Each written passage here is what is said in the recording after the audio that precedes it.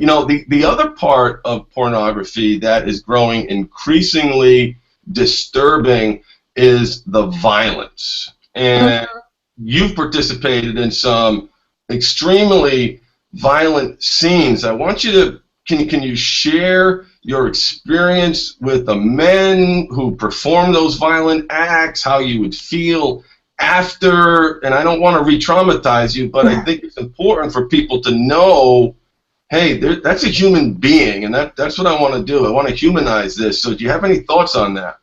Yeah. Well, it is getting worse and worse. Like a few years ago, it was what, like, people was like, oh my God, was just a woman posing nude.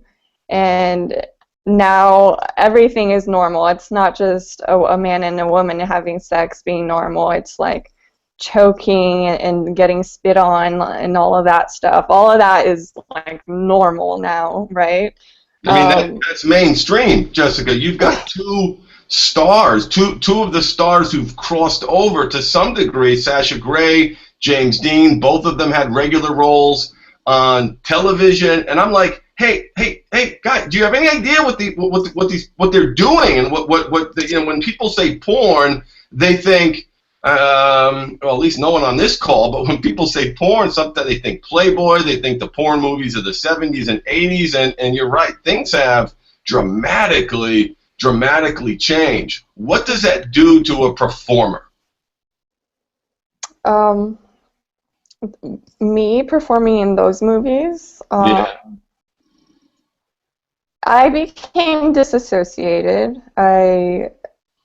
You know, like, there's some things that I can't even remember doing it because I was drunk. A lot of the scenes I did take alcohol to set, and that, you know, I have no problem admitting that it's true.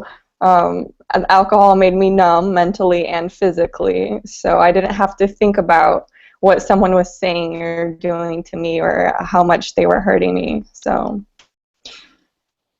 that's basically how it is.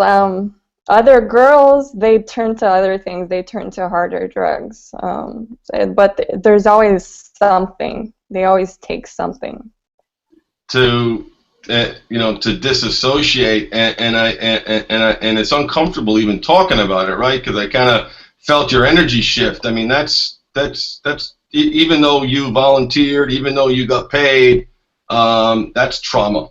That's trauma, Yeah. And you know, as the victim of childhood sexual assault, that trauma stays with you. That energy just doesn't disappear. And you've talked about in some of your earlier interviews about actually crying on set, and you noted that was common. Please share. Well, it was right when I got in the industry, actually. It wasn't my first scene, and it wasn't shot in LA. Actually, it was, I can't remember what other state it was. And I was only doing girl and solos that day, so I thought things would be okay, even though some of the stuff that I was required to do were a little bit weird, like sticking a broom inside of me and stuff like that. But in one of the last scenes of the day, the guy told me that I had to put a speculum inside of me, and I was not okay with doing that, and I said no. And he said, well, I'm not going to pay you if you don't do it, even though I had done all this other crap for him. And I was like, oh, fuck, okay. I was like, I hope this goes by quickly. And I was like, completely sober that day. So then I went through with it, and it wasn't just like you know, a little opening, like when a girl goes to the gynecologist, the doctor checks it, just opens it a little bit. No, he opened it all the way. It was very painful, and he wanted to put a toy in there too.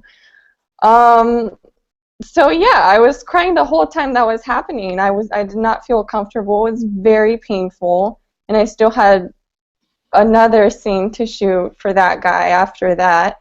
And I didn't know how I was going to get through it because my pussy was swollen and very sore.